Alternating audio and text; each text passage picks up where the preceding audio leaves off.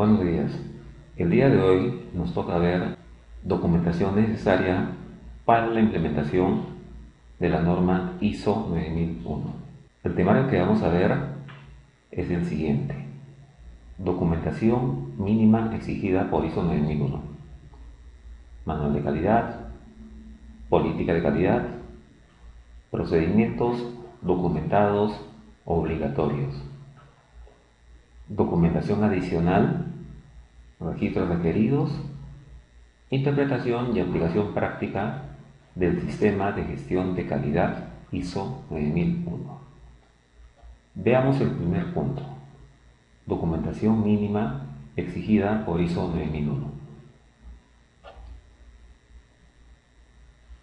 Antes de empezar este tema, hay un concepto que debemos tener presentes. Cuando documentamos, debemos tener mucho cuidado en qué cosa vamos a documentar. No debemos documentar por documentar. Todo aquello que deseamos documentar en un sistema de gestión de calidad debe influir en el sistema de gestión de la calidad. Es decir, si nosotros tenemos un sistema de gestión de calidad y deseamos incluir algunos procedimientos dentro, antes de incluirlos nos deberíamos hacer la siguiente pregunta: ¿este procedimiento influye en mi sistema de gestión de calidad? Si la respuesta es sí, entonces debería formar parte de mi sistema. Caso contrario, no debería formar parte. Veamos un ejemplo. Si deseamos documentar un procedimiento de cómo tomar las dimensiones finales en una fábrica de jeans, ¿ese procedimiento afectará a mi sistema de gestión de calidad? La respuesta es sí. Entonces, sí debería formar parte de mi sistema de gestión. Por otro lado, si yo deseo documentar un procedimiento de cómo hacer los estados financieros de mi empresa, la pregunta sería: ¿este procedimiento afecta a mi sistema de gestión de calidad? La respuesta es no. Por lo tanto, no debería formar parte de mi sistema de gestión de la calidad. Bien, en la diapositiva vemos un gráfico que nos dice: no debe interesar el empaque, sino el contenido en el que hunde los dientes. De igual manera, cuando nosotros documentamos, no debemos documentar todo lo que se nos venga a la cabeza. Solamente debemos documentar aquello que sea necesario, aquello que agregue valor a la organización. Hasta hace algunos años se pensaba que mientras más extensa o frondosa era la documentación de un sistema de calidad, mejor era el sistema. Ahora nos damos cuenta de que esto no necesariamente es así. La documentación de un sistema de gestión de la calidad debe ser lo más ligera posible, de tal manera que todos los que formamos parte de la organización podamos entender y comprender fácilmente esta documentación. Si una documentación no es entendida o leída por el personal de una organización, la documentación pues no estaría agregando valor. Bien, ISO 9001 pide que un sistema de gestión de la calidad tenga mínimamente los siguientes documentos: un manual de calidad, una política de calidad y los objetivos asociados, y 6 procedimientos documentados obligatorios. Veamos el primero de ellos: manual de calidad. El manual de calidad debe indicar el alcance del sistema de gestión de la calidad, incluyendo cualquier justificación de alguna exclusión. Bien, veamos por ejemplo un sistema de gestión de calidad en la cual deseamos excluir algún numeral de la norma ISO 9001. La norma ISO 9001 solamente permite exclusiones del numeral 7, 7.1, 7.2, 7.3 y así sucesivamente, siempre y cuando esta exclusión no afecte al sistema de gestión de la calidad. Bien, entonces un manual nos debe indicar nuevamente el alcance del sistema de gestión de la calidad. ¿Cómo debería ser ese alcance?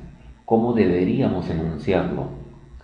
Recordemos que la norma ISO 9001 versión 2008 tiene un enfoque de procesos. Por lo tanto, nuestro alcance deberá hacer referencia a los procesos de mi sistema de gestión de la calidad. Una cosa muy importante, un sistema de gestión de la calidad permite certificar en una organización uno o más procesos.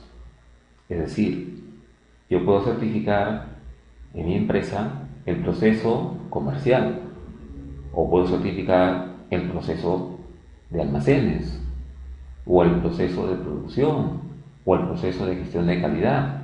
Es decir, la norma ISO 9001 permite que una empresa certifique el sistema de gestión de la calidad ISO 9001 a uno o más procesos de la organización. Entonces, cuando hablamos de un sistema de gestión de la calidad, el alcance debe hacer referencia a los procesos que están bajo el alcance del sistema de gestión de la calidad. Y el alcance también debería hacer referencia a cualquier exclusión que la empresa desee acogerse. Y como hemos dicho, las exclusiones están referidas al numeral 7 de la norma ISO 9001. Por lo tanto, no se puede excluir de la norma ISO 9001 un numeral que sea distinto al numeral 7. La norma ISO 9001 en el punto 4.1 menciona también de que una empresa puede terciarizar cualquier proceso de la organización, siempre y cuando ejerza el control del caso. El manual, además de hacer referencia o indicar el alcance del sistema de gestión y cualquier excepción que la empresa quiera acogerse, también hace referencia a toda la documentación que compone el sistema de gestión de la calidad. También indica las interacciones de un sistema de gestión de la calidad. En esa parte es importante que recordemos un concepto que vimos en la primera sesión, en gestión con procesos. Aquí hablamos de lo que era un mapa de procesos y dijimos que la forma más difundida de representar un mapa de procesos es a través de la cadena de valor. Bien, hay que tener presente lo siguiente. La versión anterior de la norma ISO 9001, es decir, la norma ISO 9001 versión 2000, indicaba que una empresa debía identificar sus procesos. Ahora, la ISO 9001 versión 2008 ha sido cambiada y dice que una organización debe determinar sus procesos. ¿Cuál será la diferencia entre identificar sus procesos y determinar los procesos? Bien, identificar los procesos es solamente saber qué procesos tiene una organización y nada más. En cambio, determinar un proceso requiere más elementos, requiere indicar la secuencia o etapas del proceso, las interacciones del proceso, recursos e información necesarios para que el proceso funcione y el seguimiento y medición respectivo del proceso. Entonces, la ISO 9001 versión 2008 es más exigente en cuanto al enfoque de procesos. Con la versión anterior, que nos decía identificar los procesos, bastaba con colocar el mapa de procesos para cumplir con ese requisito. Ahora ya no es suficiente colocar el mapa de procesos. Adicionalmente al mapa de procesos debemos determinar los procesos. Es usual que en el medio se use en forma alternativa los términos caracterización de procesos o mapeo de procesos para referirnos a la determinación de procesos a la cual hace referencia ISO 9001 versión 2008. Bien, en esta diapositiva estamos viendo una forma de una cadena de valor. Las cadenas de valor actualmente agrupan los procesos en tres grupos: procesos estratégicos, procesos críticos o principales y procesos de apoyo. Este concepto de mapa de procesos fue acuñado en su momento por Kaplan y Norton, consultores de Estados Unidos, que mencionaron esta forma de clasificar los procesos de una organización, y ellos inicialmente dividían los procesos en dos tipos: procesos de apoyo y procesos principales o primarios. Actualmente los procesos de apoyo se han dividido a su vez en dos más: estratégicos y de apoyo propiamente. Bien, ahora veamos el siguiente documento que pide la norma ISO 9001, que es la política de calidad. La política de calidad, de acuerdo a la ISO 9001, debe ser adecuada al propósito de la organización. Debe incluir un compromiso de cumplimiento de requisitos y mejora continua. Debe servir como un marco para establecer los objetivos de calidad. Debe ser comunicada y entendida y revisada continuamente para su adecuación.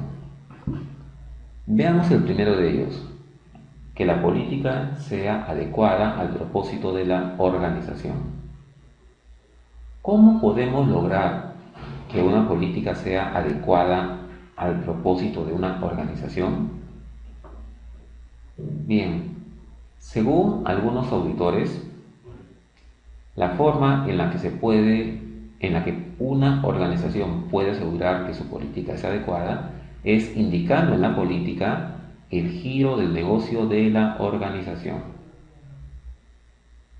De acuerdo a este concepto, algunos autores expresan de que si no se indica el giro del negocio en la política podría aplicar a cualquier tipo de organización: una mecánica de autos, la bodega de la esquina, una panadería, una industria, un comercio, etc. Por ello, para que una política sea adecuada a una organización, debe indicar el giro del negocio. El siguiente compromiso: cumplimiento de requisitos y mejora continua. ¿Qué requisitos deberá cumplirse? Los requisitos del cliente. Es decir, la política de calidad deberá hacer referencia al compromiso de cumplir los requisitos de los clientes, y también deberá expresar el compromiso de mejorar continuamente el sistema de gestión de la calidad. El siguiente requisito: que una política sea marco para establecer los objetivos de la calidad, prácticamente lo cumple cualquier política. El siguiente requisito: que la política sea comunicada y entendida. La norma ISO 9001 versión 2008 pide que la política sea comunicada internamente, al interior de la organización, sea comunicada y entendida por todos los que trabajamos en la organización.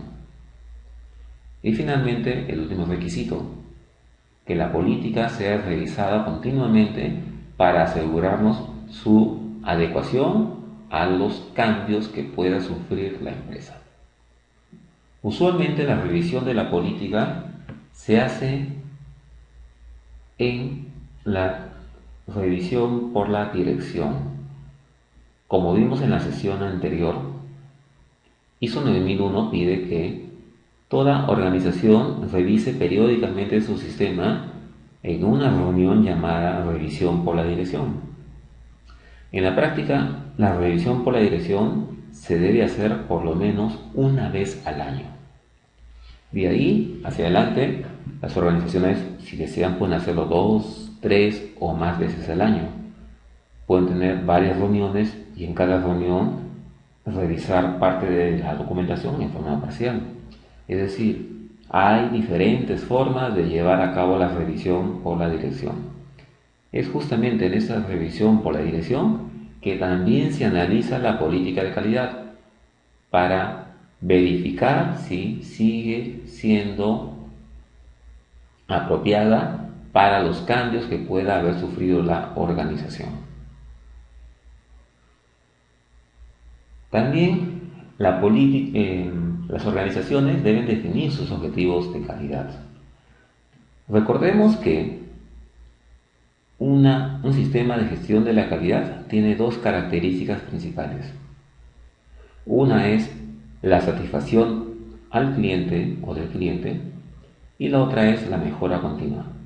Por lo tanto, es común que en la vida real las organizaciones elijan como objetivos el tema de mejorar continuamente la satisfacción de sus clientes y mejorar sus procesos. Y para mejorar sus procesos, los indicadores pueden ser variados. Minimizar el producto no conforme,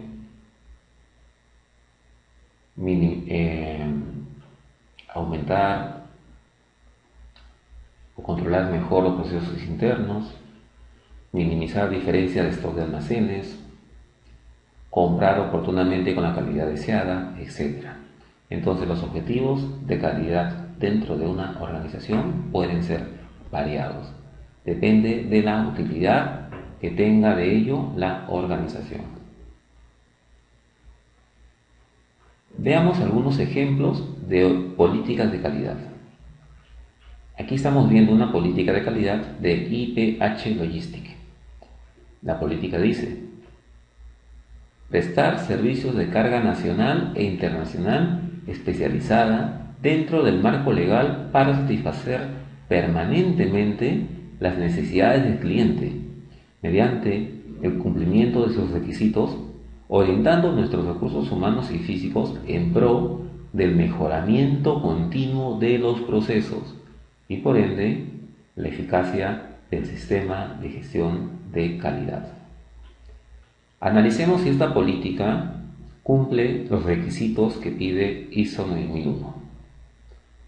La política tiene que ser apropiada a la organización y hemos dicho que esto se cumple indicando el giro del negocio. Si leemos la política, vamos a ver que nos está indicando el giro del negocio: prestar servicios de carga nacional e internacional.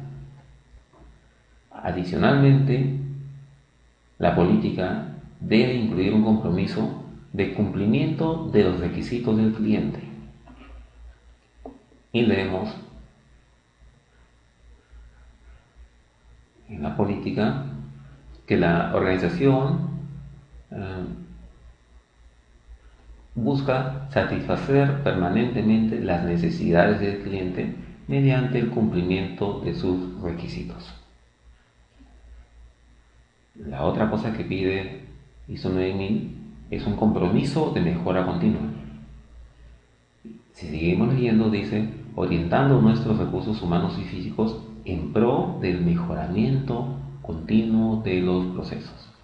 Entonces, esta política sí cumple todo lo que pide la norma ISO 9001.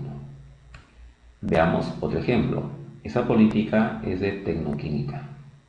Tecnoquímica S.A., empresa dedicada a la fabricación y o comercialización de pinturas, adhesivos, resinas, productos para la limpieza del hogar, envases plásticos y mercaderías, se compromete a satisfacer a sus clientes, entregando productos y servicios de acuerdo a la calidad y oportunidad ofrecidos, sustentando sus operaciones en personal calificado y comprometido con la mejora continua. Veamos si esta política cumple lo que pide ISO 9001. ¿Será apropiada a la organización? Bien, debería indicar el giro. Y sí, dice empresa dedicada a la fabricación y o comercialización de pinturas, adhesivos, resinas, productos para la limpieza del hogar, envases plásticos y mercaderías. Entonces, sí nos está indicando el giro del negocio. El otro compromiso es de satisfacer los requisitos de los clientes. Y a continuación, la política dice, se compromete a satisfacer a sus clientes entregando productos y servicios de acuerdo a la calidad y oportunidad ofrecidos. Y el tercer requisito que debe cumplir la norma es el compromiso de mejora continua.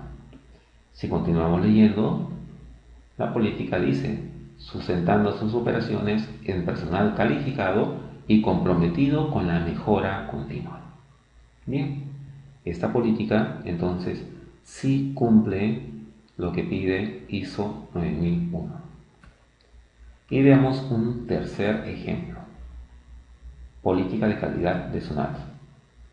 La SUNAT, a través de la Superintendencia Nacional Adjunta de Aduanas, encargada de la administración, fiscalización y recaudación aduanera, realiza sus actividades asumiendo los siguientes compromisos. Brindar servicios de calidad cumpliendo los requisitos establecidos en la versión 2000 de la norma ISO 9001. Asegurar la correcta y oportuna recaudación de los tributos y orientar al usuario en sus obligaciones, relevando sus necesidades de servicio. Facilitar el cumplimiento tributario y las operaciones de comercio exterior, aplicando controles en la lucha contra el fraude aduanero. Cumplir con la normatividad legal vigente y los requisitos establecidos por la institución.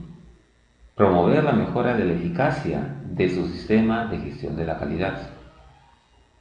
Incentivar el desarrollo profesional del personal, comprometiéndolos a forjar capacidad de liderazgo y búsqueda de la excelencia de la institución. Identificar oportunidades de mejora para añadir valor al servicio, comprometiendo a las operaciones y empresas vinculadas con el comercio exterior. Bien, analicemos si esta política cumple lo que pide ISO 9001. Nos pide que la política sea apropiada. Entonces, hemos dicho que eso se cumple indicando el giro del negocio. Y sí, la política dice, a través de la Superintendencia Nacional Adjunta de Aduanas, encargada de la administración, fiscalización y recaudación aduanera. Entonces, sí nos está indicando el giro del negocio. Debe haber un compromiso de cumplimiento de los requisitos del cliente. Brindar servicios de calidad cumpliendo los requisitos establecidos en la norma ISO versión 2000. Aquí sí, efectivamente, esa política debe ser actualizada indicando la nueva versión de la norma ISO. También debe haber un compromiso de mejora continua. Y si vemos en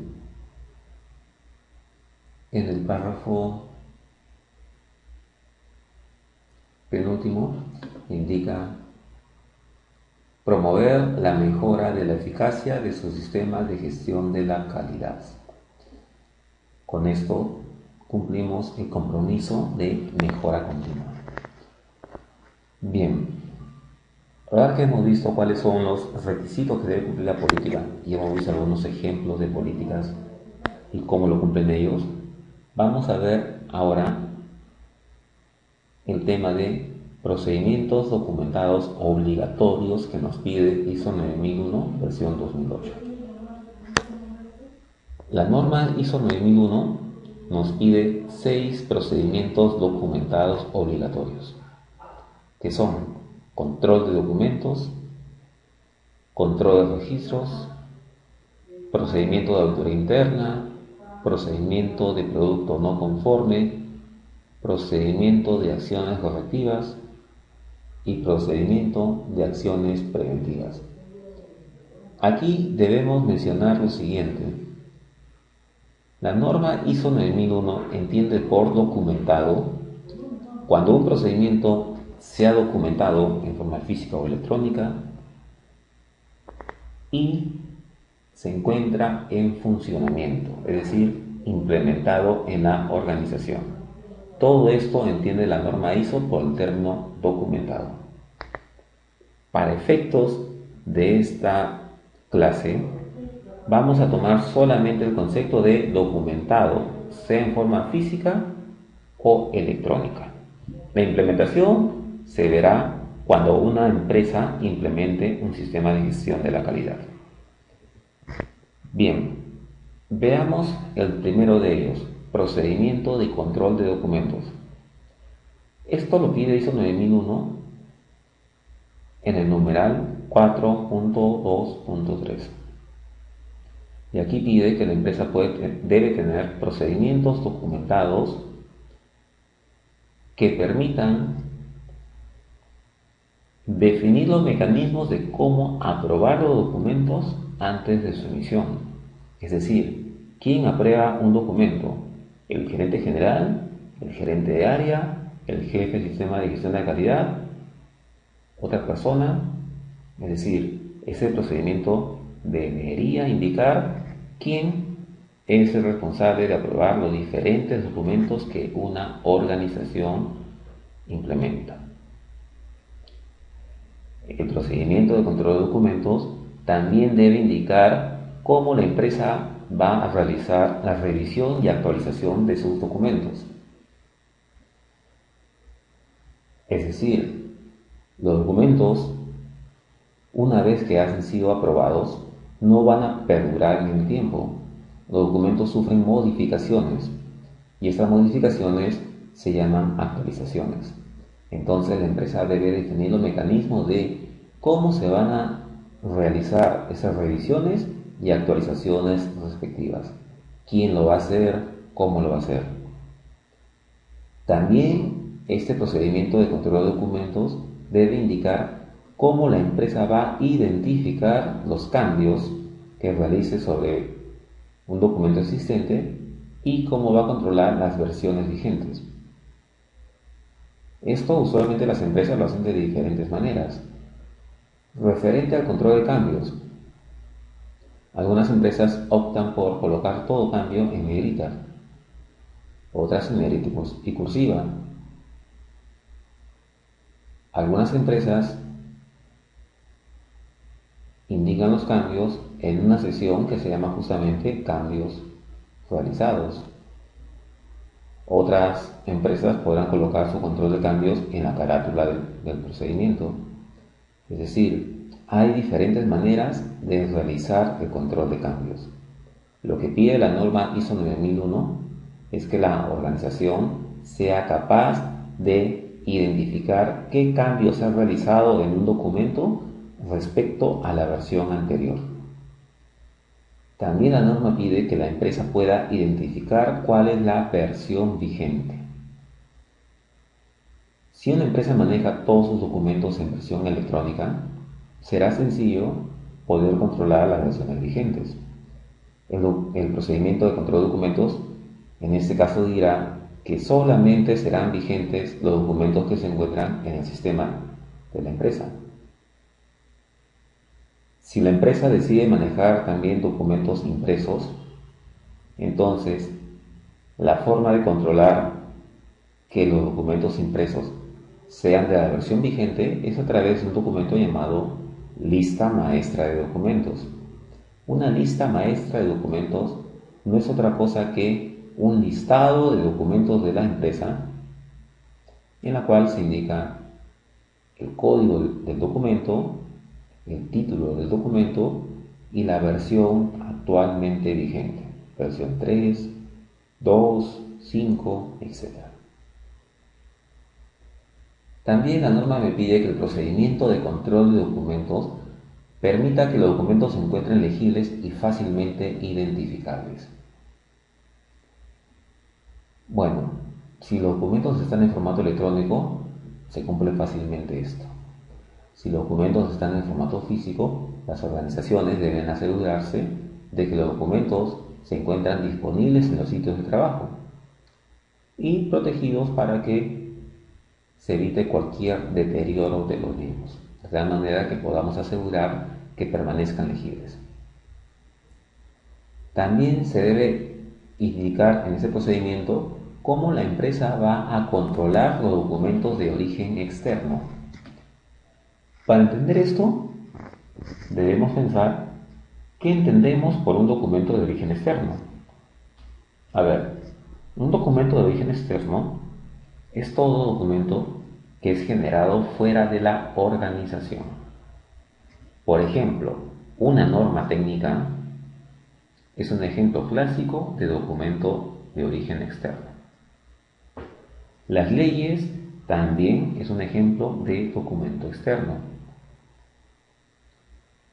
Algunas empresas consideran manuales de los equipos como documentos externos. ¿Cuál es la finalidad de controlar los documentos externos? La finalidad es de que si hay un cambio en el documento externo, mi organización lo pueda identificar de tal manera de contar siempre con la versión vigente. Eso es útil para el caso de una norma. También es útil para el caso de una ley, para saber cuándo una ley sigue estando vigente o cuándo la ley es derogada. Pero para el caso de los manuales de equipos, a ver, imaginemos, tenemos el manual de un montacarga del año 2010 y mañana compramos un montacarga del año 2012. ¿Será necesario para que yo continúe operando mi montacarga del año 2010 contar con el manual de montacarga 2012? La respuesta es no. Entonces, seamos muy cuidadosos si decidimos o no incluir a los manuales de los equipos como documento externo.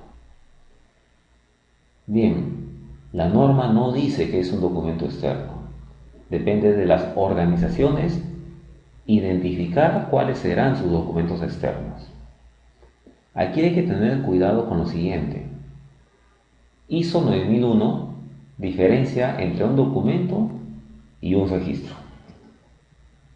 Para los documentos, los controla a través del procedimiento de control de documentos. Y para registros, los controla a través del procedimiento de control de registros. Entonces, no deberíamos considerar un registro como un documento externo. Ejemplos clásicos de registros son los certificados de calibración de equipos, por ejemplo. Un certificado de calibración de equipos no es otra cosa que un registro de la empresa que me da el servicio de calibración. Por lo tanto, no deberíamos considerarlo como un documento externo. Bien, entonces, no cometamos la equivocación de considerar un registro que nos da un proveedor como un documento externo. Y el último requisito que nos pide ISO 9001 es que el procedimiento de control de documentos indique la forma en que la organización previene el uso de documentos obsoletos o su identificación de ser necesario.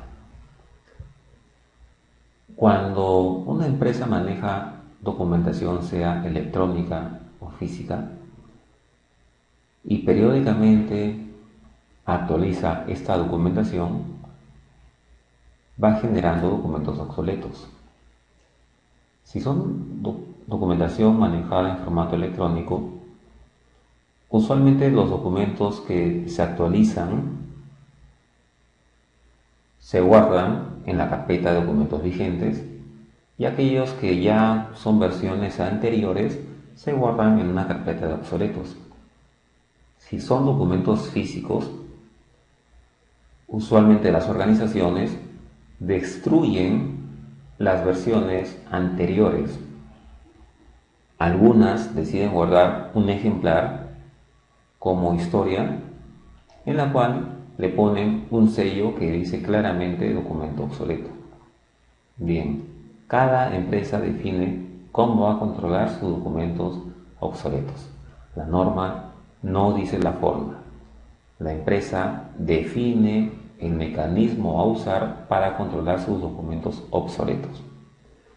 Bien, entonces, en cuanto a control de documentos, la norma ISO 9001 pide un procedimiento documentado de control de documentos que contemple todos estos puntos: quién aprueba los documentos, cómo se revisan y actualizan, cómo se identifican los cambios, cómo se identifica la versión vigente, que solamente sean disponibles las versiones vigentes, que los documentos sean legibles y fácilmente identificables, que la organización defina cómo va a controlar los documentos de origen externo y finalmente prevenir el uso de documentos obsoletos.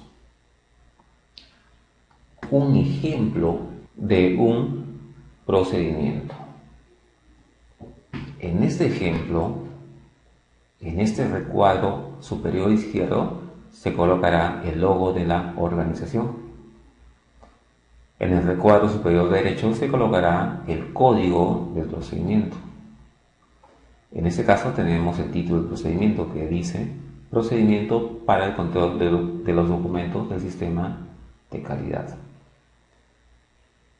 Esta copia controlada es una copia física, ¿no? ¿Qué número es? 1, 2, 3. La empresa en este caso le está asignando un número. ¿A quién le está entregando? ¿No? ¿Quién es el responsable de mantener esta copia en buen estado? ¿Cuál es la versión? En este caso le llaman revisión vigente.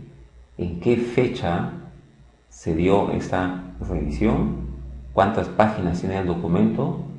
¿Quién lo elaboró? ¿Quién lo revisó? ¿Quién lo aprobó? Y los cambios respecto a la versión anterior. Entonces, los puntos importantes acá será la versión, que se le llama revisión, quién aprueba los documentos, cómo se controlan los cambios. ¿Sí? Bien, ahora vamos a pasar al siguiente procedimiento obligatorio que pide ISO 9001, que es el procedimiento de control de registros. Esto lo pide la norma ISO en el numeral 4.2.4.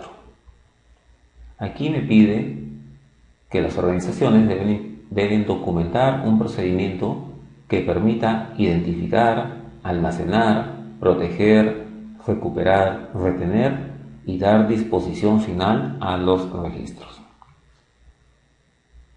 Bien, usualmente los registros se identifican por un título, por un código o por ambos. En cuanto a su almacenamiento, es usual que las empresas tengan los registros de uso diario en un file al costado, pues, de las oficinas, de los escritorios. Pero ¿qué pasa con los documentos que ya no son de uso diario, que son del año pasado o quizás del antepasado, pero que por motivos legales se deben aún manteniendo guardados? Bien, esos documentos que ya no son de uso diario, usualmente las empresas le llaman registros pasivos. Esos registros pasivos ya no se guardan al costado del escritorio, sino que se guardan en un ambiente que la empresa ha decidido en que se guarden todos los documentos que ya no son de uso diario. Otras empresas podrán hacer uso de terceros que dan el servicio de guardar estos documentos. Entonces, para el tema de almacenamiento, habrá variadas formas de almacenarlos. Depende de lo que la organización elija. El tema de protección. Al ser los registros evidencias de que estamos haciendo algo, estas evidencias debemos mantenerlas adecuadamente protegidas para que no se extravíen, para que no se deterioren. Entonces hay que protegerlos adecuadamente. Esto se cumple usualmente en la práctica teniendo files donde se archiva todos los registros que se generan. Recuperación. Aquí la empresa debe definir cómo va a identificar fácilmente a sus registros. Y esto, como ya se indicó anteriormente, se puede hacer indicando que van a haber registros de uso diario y registros que no son de uso diario, es decir, registros activos y registros pasivos. Nuestra retención es dónde la vamos a guardar: internamente en la empresa, al costado del escritorio, en un ambiente donde la empresa guarda todos los registros de la organización, o en ambientes de un tercero que nos brinda el servicio. Y finalmente, disposición. Cuando un documento ya cumplió su vida útil, ¿no? Cuando un registro ya cumplió su vida útil, la empresa debe definir cómo los va a disponer. Usualmente esto se hace indicando en una lista maestra de registros si se van a votar, si son en formato electrónico, si el registro electrónico se va a eliminar, o si se van a destruir previamente a su eliminación, si es que son documentos confidenciales, etc. Bien, este entonces es el segundo procedimiento obligatorio que nos pide ISO 9001. Ahora veamos el tercer documento obligatorio que me pide ISO 9001, que es el procedimiento de auditorías internas. Este procedimiento debe definir las responsabilidades del proceso de auditoría, es decir, quién va a ser las veces de auditor líder, quién va a ser las veces de auditor interno, quién define los criterios de auditoría, quién aprueba el programa de auditoría, etc. Entonces, el procedimiento de control de documentos debe definir claramente estas responsabilidades.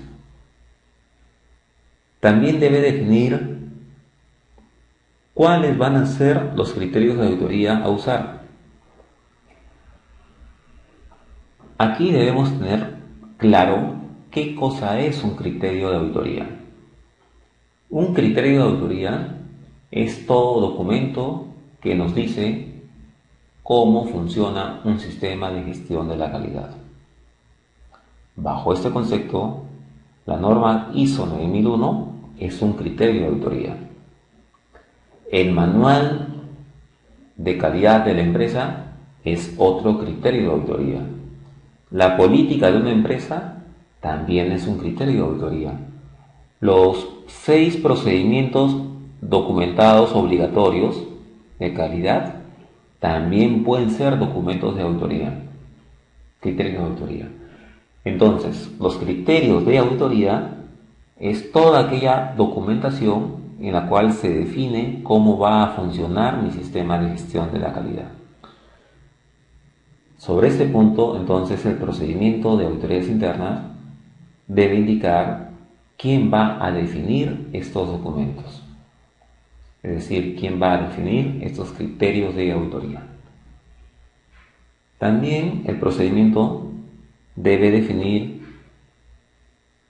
cómo se va a establecer el alcance de la auditoría, es decir, si va a aplicar a todos los procesos del sistema de gestión de la calidad o a una parte de ellos. También hay que indicar la frecuencia, si vamos a hacer una auditoría al año, 2 auditorías, más, menos. También debe definir los criterios para la selección de los auditores. Los auditores no deberían ser cualquier persona de la organización, debieran ser personas que cumplen ciertos requisitos.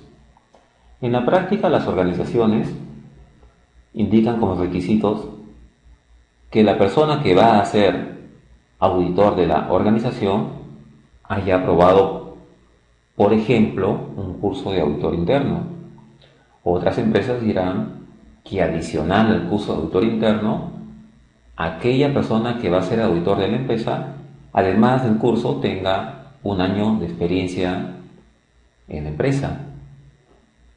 Otras empresas podrán decir que además del curso de auditor interno y de tener una antigüedad mínima de un año, también tendrán que haber participado como observadores en una o dos o más auditorías internas.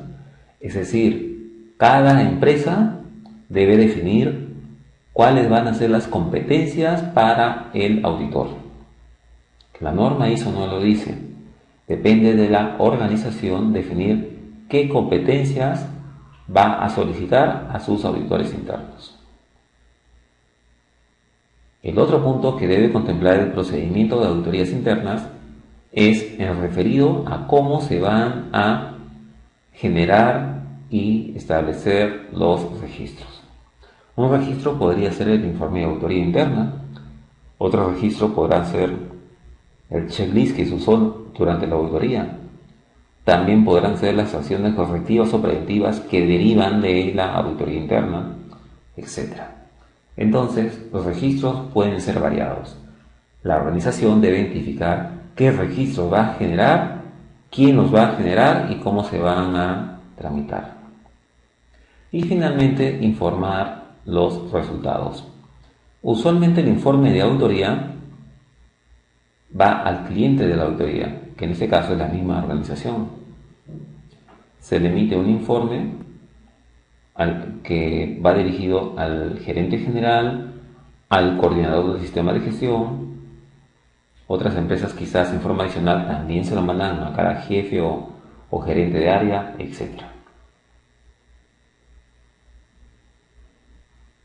Ahora veamos el cuarto procedimiento obligatorio que nos pide ISO 9001, que es el procedimiento para el control del producto no conforme. ¿Qué cosa es un producto no conforme? Aquel producto que no cumple con los requisitos definidos. Bien, cada vez que tenemos un producto no conforme, la norma ISO 9001 nos pide que hay que definir responsabilidades y controles a aplicar. Es decir, si se genera un producto no conforme, ¿quién debe hacer qué cosa? Es decir, ¿quién debe identificarlo?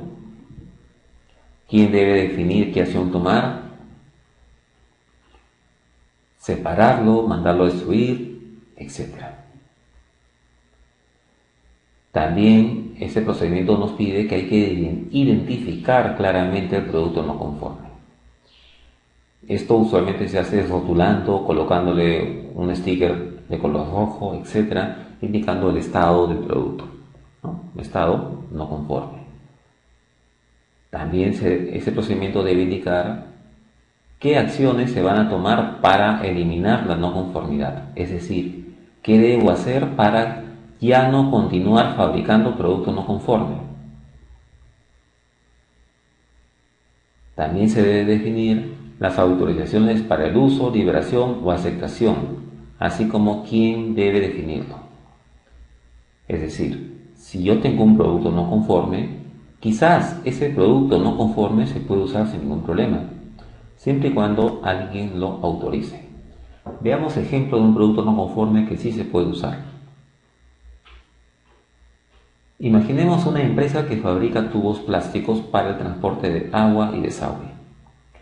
Un cliente le pide a una empresa que fabrique y le venda tubos plásticos para el transporte de agua. Esta empresa ha definido que los tubos plásticos para el transporte de agua van a ser de un color gris definido.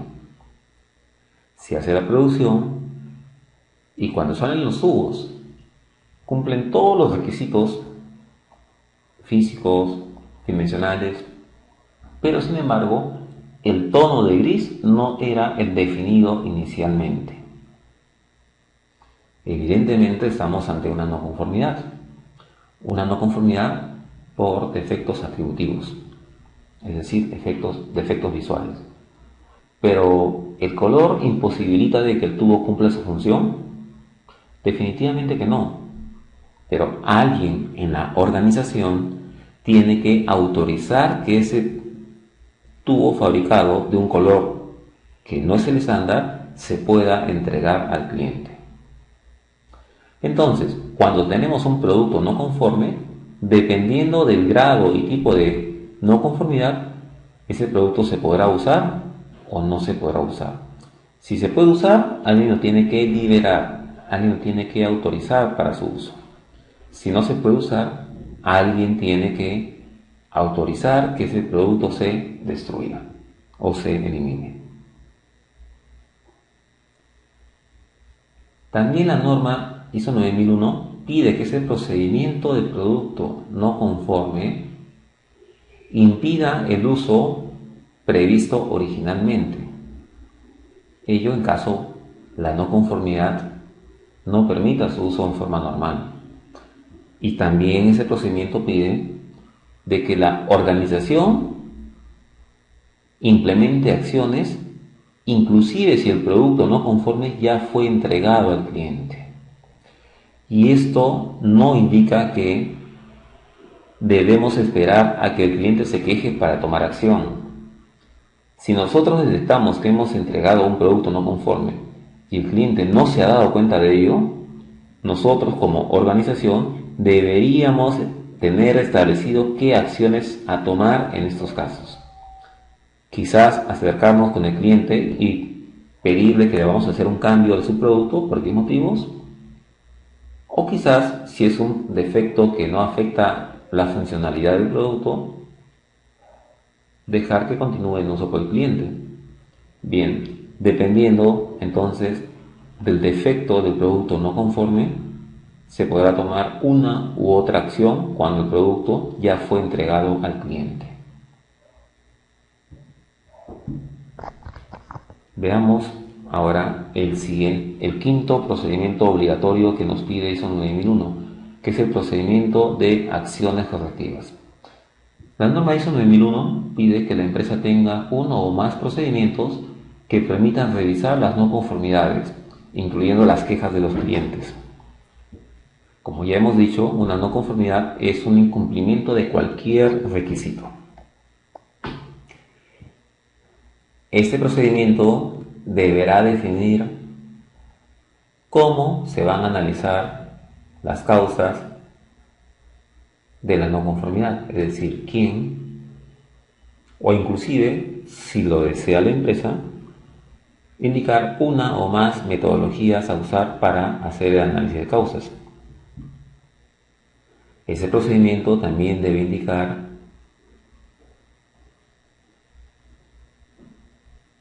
que las acciones que se vayan a tomar permitan que el problema que ese problema que originó la no conformidad ya no se presente en el futuro.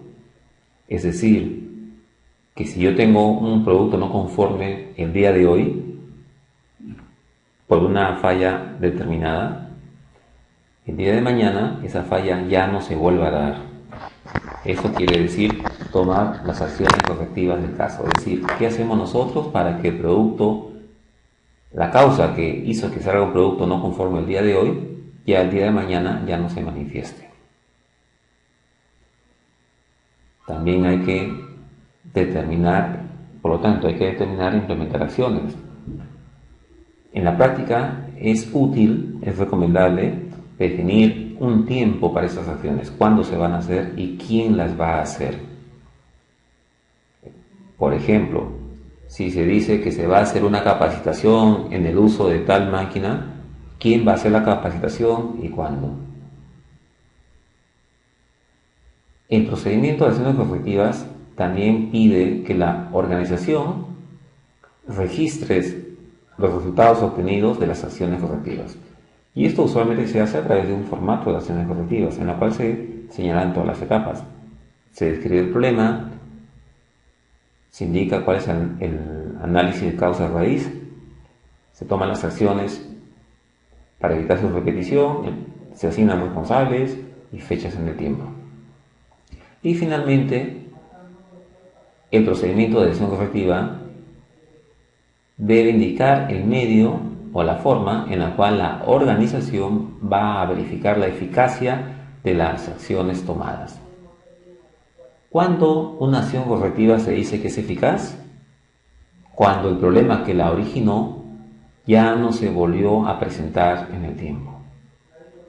Pero si el problema que la originó se vuelve a presentar, se dice que la acción correctiva ha sido no eficaz y tendrá que volver a analizarse y pasar por todas las etapas.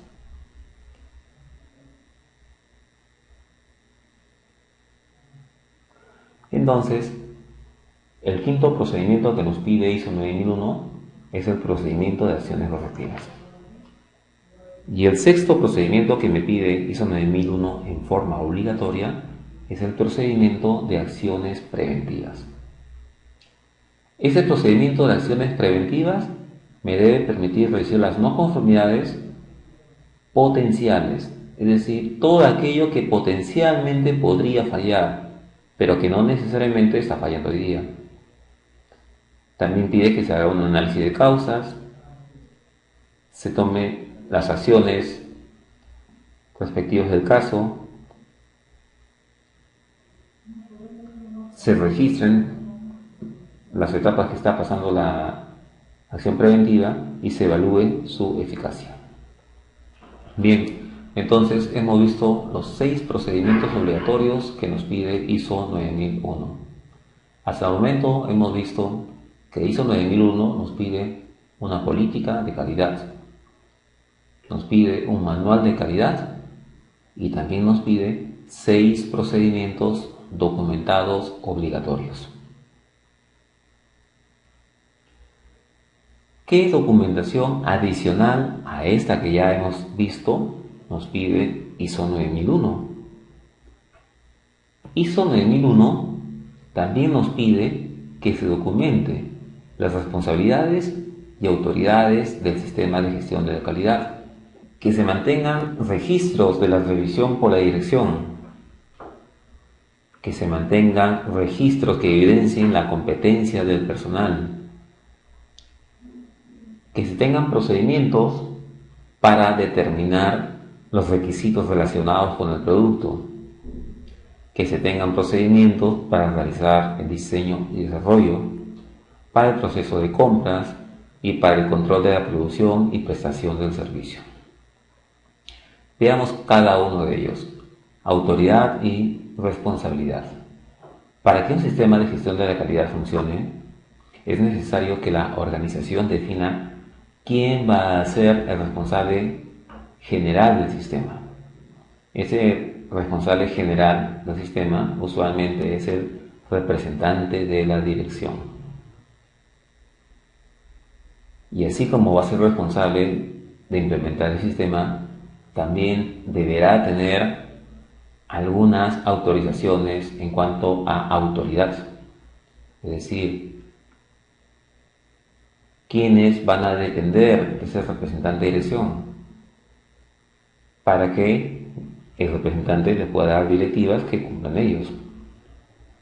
Además del representante de dirección, otra figura usual en las empresas es el coordinador o jefe del sistema de gestión de la calidad, que también debe tener responsabilidades y niveles de autoridad. Y cualquier otra persona, jefes, gerentes de área, que muy probablemente también deban tener responsabilidades y autoridades desde el punto de vista del sistema de gestión de la calidad. Por ejemplo, una responsabilidad del área comercial será determinar adecuadamente los requisitos del cliente. Una responsabilidad del jefe, supervisor o gerente de producción será obtener los productos en la oportunidad indicada y con la calidad deseada. Entonces, los niveles de responsabilidad y autoridad en una organización pueden ser variados. Cada organización lo debe definir para sí misma. Cuando efectuamos la revisión por la dirección, resultado de esa revisión se generan acciones para la mejora del sistema. Para poder evidenciar que la empresa ha realizado una revisión por la dirección, usualmente esto se cumple teniendo un acta de la revisión por la dirección. Esta acta sería el registro que menciona ISO 9001. Competencias de personal. Dependiendo del puesto de la persona dentro de una organización, pues deberá tener mayores o menores competencias en cuanto al sistema de calidad se refiere. Las organizaciones deben definir cuáles son esas competencias mínimas que debe tener toda persona que pueda afectar al sistema de gestión de la calidad. También se debe tener procedimientos para determinar cuáles son los requisitos relacionados con el producto, es decir, procedimientos en ventas que indiquen cómo va a hacer ventas para entender qué es lo que quiere el cliente. Esto en la práctica se logra de la siguiente manera. Cuando un cliente quiere comprar algo a una organización, usualmente pide una cotización.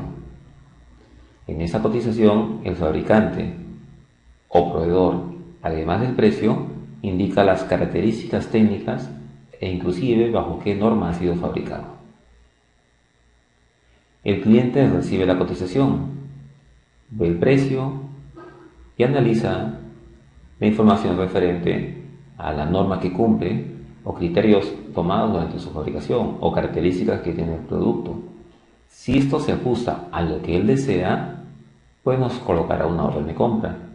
Si no se ajusta a lo que él desea, pues nos indicará que quiere tal o cual ajuste en las características del producto. Entonces, mediante un procedimiento de ventas es la forma clásica en la que las organizaciones determinan los requisitos del producto. ISO 9001 también pide que las empresas tengan un procedimiento de diseño y desarrollo. ¿Qué cosa es diseño y desarrollo?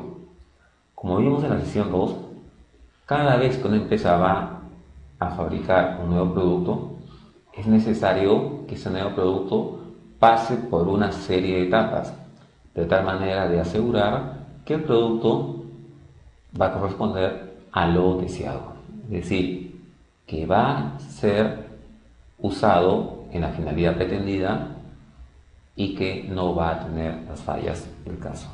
En cuanto al proceso de compras, ISO 9001 pide que las organizaciones determinen procedimientos para controlar todos aquellos insumos que puedan afectar la calidad del producto o servicio que brindan.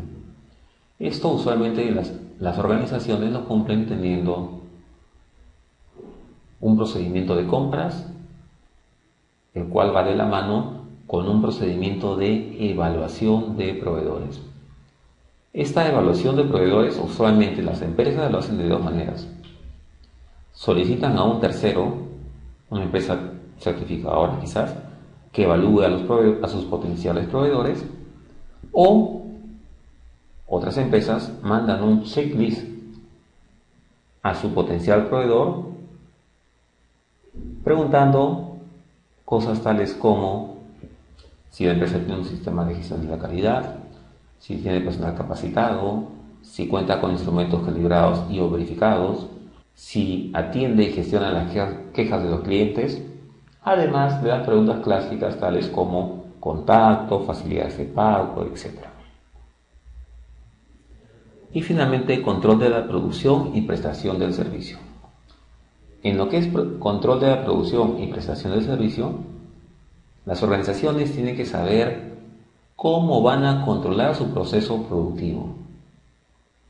Algunas empresas podrán controlar el proceso productivo en cada etapa y otras empresas quizás no lo puedan controlar en cada etapa, lo controlan al comienzo y al final. Bueno, dependiendo del tipo de proceso, las organizaciones definen cómo van a controlar su proceso productivo y o de prestación del servicio.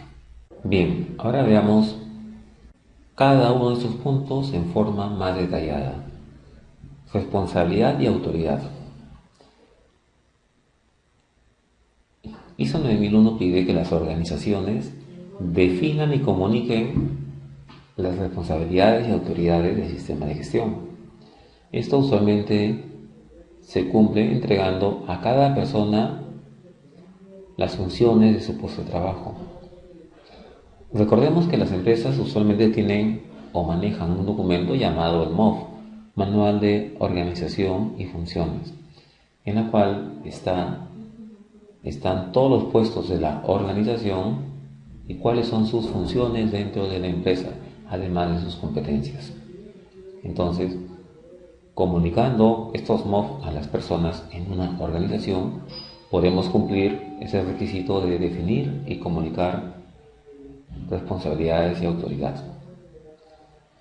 Esas responsabilidades deberán estar de acuerdo a la función que ocupa la persona dentro de la organización. Y lo más importante es que el personal debe entender cuáles son sus funciones dentro del sistema de gestión de la calidad. El siguiente requisito que nos pide la norma es que se documente la revisión por la dirección. Para realizar una revisión por la dirección debe tener cierta información de entrada. Esa información de entrada son los resultados de auditorías, tanto internas como externas, que se hayan hecho en el periodo anterior. La retroalimentación del cliente, quejas, grado de satisfacción, cómo se han desempeñado los procesos y cómo ha estado el producto en cuanto a sus características, es decir, cómo se han desempeñado los diferentes indicadores de cada proceso, cómo ha estado el producto en cuanto a características tales como sobrepeso, producto no conforme, scrap, etc. Usualmente este punto se cumple entonces presentando una estadística de cómo ha variado mensualmente los objetivos del sistema de gestión de la calidad. También se debe presentar un informe resumen del estado de las acciones correctivas y preventivas. También se debe presentar un seguimiento de las revisiones de la dirección previas. Es decir, quizás en la revisión previa se tomó alguna decisión de implementar tal o cual acción. Entonces, en la siguiente revisión por la dirección se deberá informar si se cumplió o no con todo lo definido en la revisión por la dirección previa. También se debe analizar cualquier cambio que a criterio de los presentes piense que puede influir en el sistema de la gestión de la calidad. Y finalmente, se deben tomar en cuenta las recomendaciones que van a permitir que el sistema de calidad mejore continuamente. Entonces, en la práctica, se debe evidenciar que se ha revisado toda esta documentación. Y esto usualmente se hace con un documento que se llama acta de revisión por la dirección, que no es otra cosa que un documento en el cual se redacta todo lo que se ha analizado y las acciones posteriores que se generaron. En cuanto a competencia del personal, ISO 9001 pide que las empresas determinen la competencia de su personal que puede afectar la calidad del producto o servicio que brinda. Es decir, no es necesario definir la competencia de todo el personal, solamente el que sí puede afectar la calidad del producto o servicio. Sin embargo, en la práctica, si se definen las competencias de un grupo de personas, lo normal es que se definan las competencias de todas las personas que trabajan en una organización. En una auditoría, el auditor tendrá que preguntar sobre las competencias del personal que sí afecta a la calidad del producto o servicio. Por ejemplo, si tengo una empresa que fabrica pintura, el auditor no me va a preguntar sobre la competencia del personal del comedor, pero sí me preguntará por la competencia del personal de almacén, la competencia del personal de control de calidad o de ventas quizás. En caso la empresa determine que por nuevos equipos que se han implementado, nuevas tecnologías, etcétera, se deba capacitar su personal, entonces la empresa debe determinar las necesidades de formación que se requieran. Si una empresa brinda capacitación a su personal, deberá en forma obligatoria evaluar la eficacia de esa capacitación. Esta eficacia, usualmente las empresas lo hacen una vez al año, cuando se realiza la evaluación del trabajador. Cuando se realiza la evaluación del trabajador, usualmente las empresas establecen en los formatos usados un punto donde dice grado en que el trabajador ha puesto en práctica los conocimientos adquiridos en capacitaciones. Aquí el jefe inmediato superior podrá indicar si el trabajador está poniendo en práctica adecuadamente los conocimientos adquiridos en tal o cual capacitación, o podrá indicar no está poniendo en práctica en forma adecuada los conocimientos adquiridos. Algunas otras organizaciones, para evidenciar la eficacia, toman un examen después que se ha dado una capacitación. Para otras empresas, bastará tener un certificado del curso para decir que el curso ha sido eficaz. Es decir, cada empresa debe definir cómo va a evaluar la eficacia de las capacitaciones que da a su personal.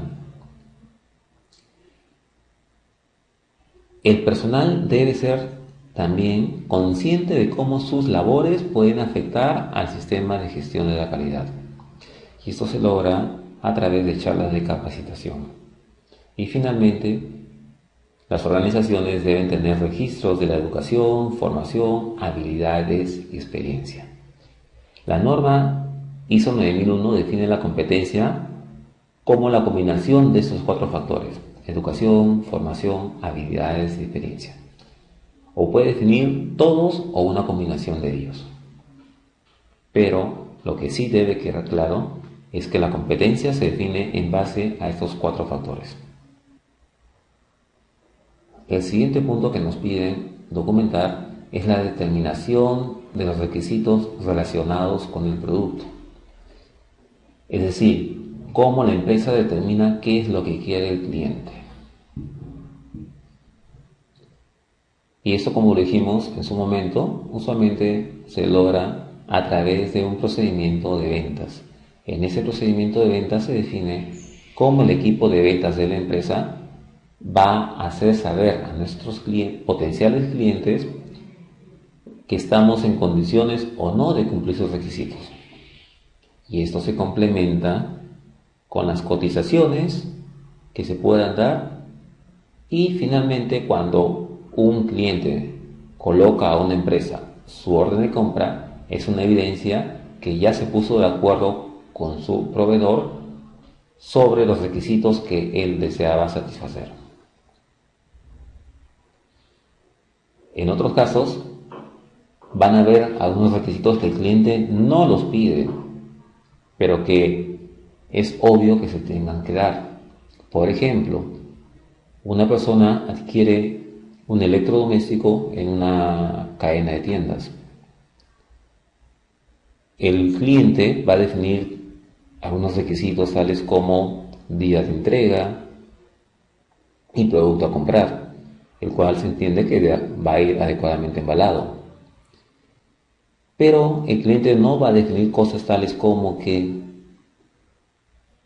el repartidor tendrá que ir identificado con un carnet de la empresa, correctamente uniformado, el producto debe estar adecuadamente limpio cuando se entrega, que el personal de reparto debe ser educado, etc. Entonces van a haber algunos requisitos que son tácitos, que el cliente no va a mencionar, pero que la empresa debe identificar porque los debe proporcionar a sus clientes. En otros casos podrán haber requisitos legales o inclusive reglamentarios. Por ejemplo, acá en el Perú, si usamos o producimos o comercializamos insumos químicos fiscalizados, estos insumos, para poderlos usar en el proceso o comercializar, deberemos cumplir algunos requisitos de la autoridad local. Y finalmente, adicional a todos esos requisitos, los requisitos que la organización en forma voluntaria desee cumplir. El otro punto que nos pide la norma documentar, el otro punto que la norma nos pide tener procedimientos, es en cuanto al procedimiento de diseño y desarrollo. La norma dice en 7.3 que la empresa debe tener procedimientos que indiquen cómo se definen los elementos de entrada, cómo se van a autorizar los resultados, quién va a revisar, quién va a verificar y quién va a validar. Entonces, cuando hacemos un nuevo diseño de un producto, este diseño va a pasar por varias etapas de tal manera que nos aseguren que el producto que vamos a obtener es el producto deseado. También la norma nos pide tener procedimientos para el proceso de compra. Esos procedimientos nos indicarán cómo va a hacer la organización para asegurarse de que lo que va a comprar cumpla con los requisitos de los clientes internos, o sea, de quienes lo solicitaron. Y ese procedimiento también debe identificar la forma en que la organización va a verificar que lo que está comprando cumple con lo solicitado. Usualmente para esto las empresas, cuando ponen una orden de compra, acompañan esa orden de compra con las especificaciones técnicas en caso apliquen. Una vez que viene el producto, ese producto va a almacén. Y almacén podrá tomar cualquiera de las siguientes acciones: o pedir el certificado de calidad del producto que se está comprando, o solicitar a la persona que lo pidió que venga y revise el producto que está ingresando para verificar si cumple con lo especificado. O quizás una combinación de ambos también. Esto depende de las organizaciones. Cada organización debe definir cómo va a verificar que los productos que está comprando cumplen con lo solicitado. También ISO 9001 pide procedimientos para el control de la producción y prestación del servicio. 751 nos dice que van a haber procesos que sí es posible hacer seguimiento mientras se está dando el proceso. Por ejemplo, si yo tengo una fábrica de camisas, yo podré controlar el corte inicial, podré controlar el remallado de las diferentes piezas, podré controlar dimensiones de la camisa ya terminada, podré controlar cuando se están haciendo los ojales, se están colocando los botones, es decir, puedo controlar cada etapa del proceso de fabricación de camisas. Cuando yo puedo controlar cada etapa de un proceso, entonces aplica 751, que es control de la producción y prestación del servicio. La norma ISO 9001 entonces pide que las organizaciones tengan procedimientos para el control de la producción y prestación del servicio. Esos procedimientos deberán indicar qué características debe tener el producto deseado, qué equipos voy a usar para la medición o control del proceso, cómo se van a usar esos equipos, en qué punto debo medir, controlar y cuándo el producto que ya se fabricó está apto para su liberación y paso a almacén.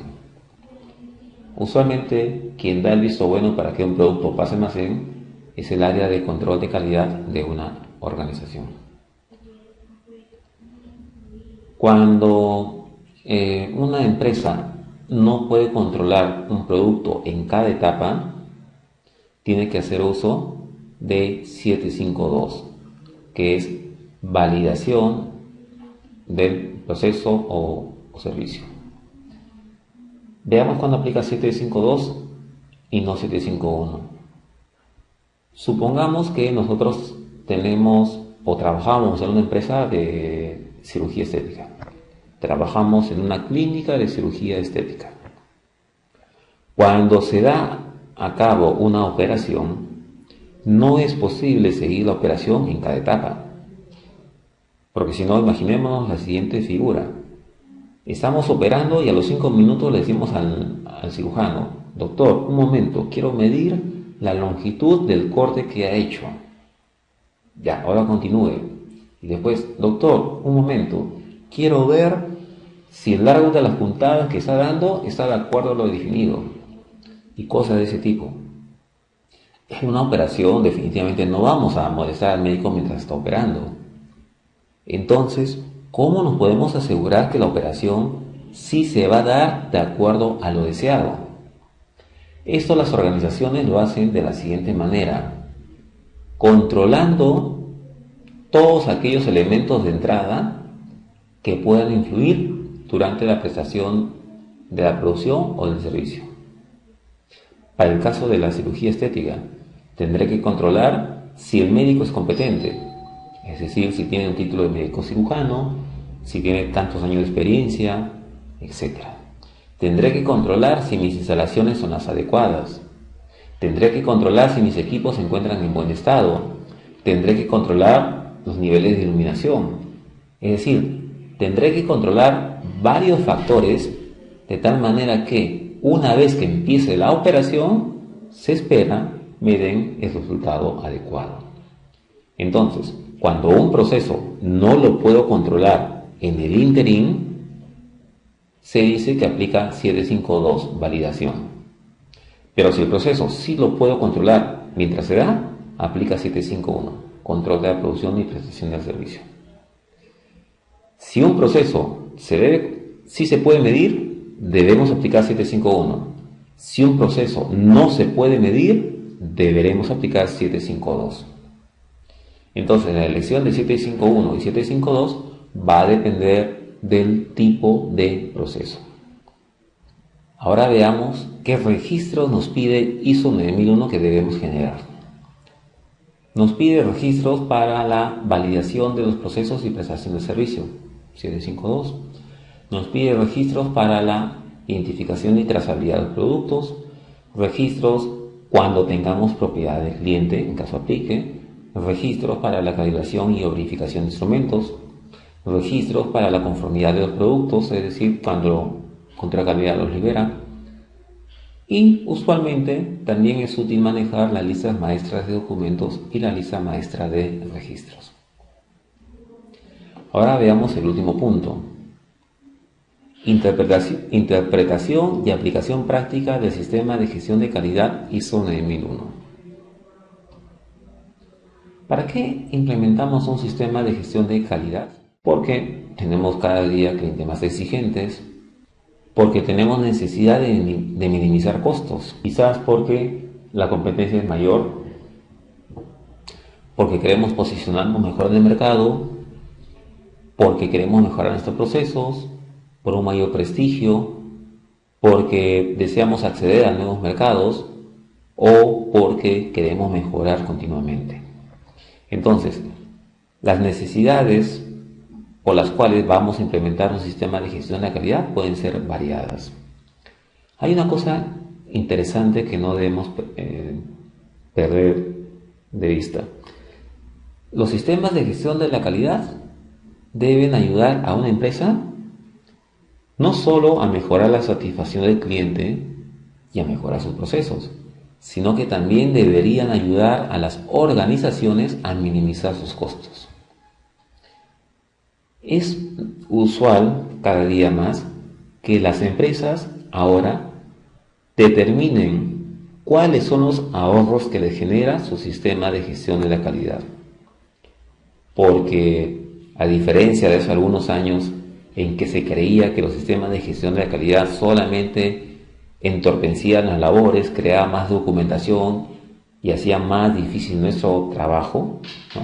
A diferencia de esos años, ahora ya se está entendiendo que los sistemas de gestión de la calidad nos van a ayudar a retener a nuestros clientes vía la mejora de su satisfacción y nos va a ayudar a mejorar nuestros procesos, minimizando los costos de producción y prestación de servicio.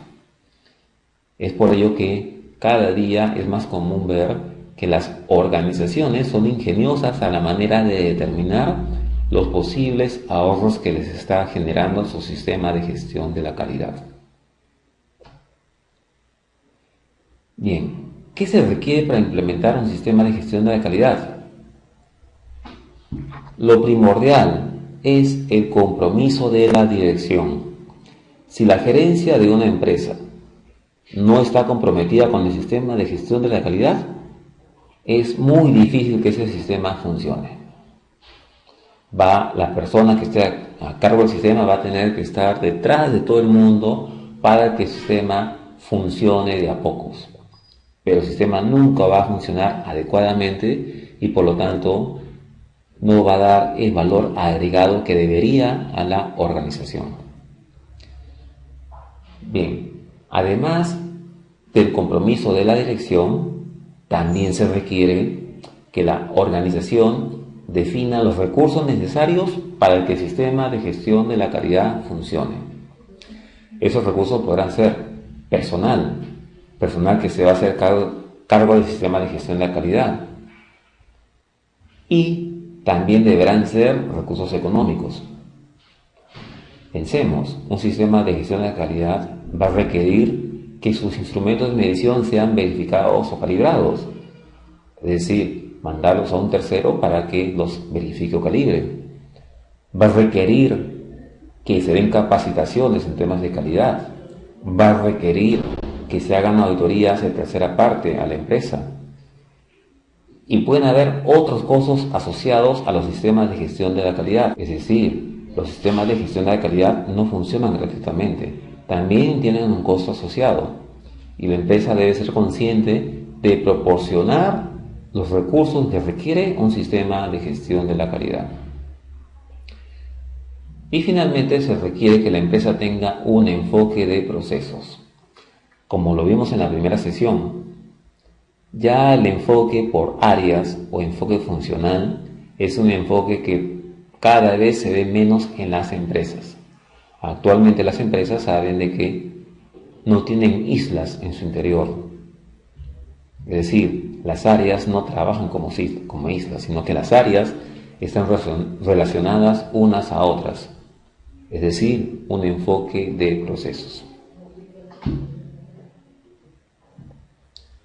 Cuando queremos implementar un sistema de gestión de la calidad, lo primero que debemos definir es el alcance de nuestro sistema. Una vez que hemos definido el alcance, definiremos la política, quién va a ser el representante de la dirección, cuáles son las exclusiones o excepciones a la norma. Recordemos que las exclusiones están referidas únicamente al numeral 7 de la norma. Hay que definir qué documentos se van a implementar adicionales a los obligatorios que pide la norma. Hay que establecer los objetivos de la calidad. Hay que definir qué satisfacción deseamos de nuestros clientes y cómo la vamos a medir y con qué frecuencia. También tenemos que hacer seguimiento y medición a los procesos y seguimiento y medición del producto. Todos estos puntos debemos tener presentes al momento de implementar un sistema de gestión de la calidad. Debemos también establecer los puntos de control, es decir, dónde medir y con qué frecuencia. Recordemos que los puntos de control no necesariamente son permanentes en el tiempo. Hoy día podemos medir en un punto, pero quizás si el proceso ya está absolutamente bajo control, podremos dejar de medir en ese punto e implementar controles en otro punto donde sí se deba mejorar. También debemos definir el seguimiento periódico a los objetivos de la calidad. Los objetivos de la calidad usualmente se miden en forma mensual y se definen por cada proceso. Y finalmente, se debe considerar el tema de las auditorías, tanto internas como de tercera parte. Bien, muchas gracias y hasta la próxima.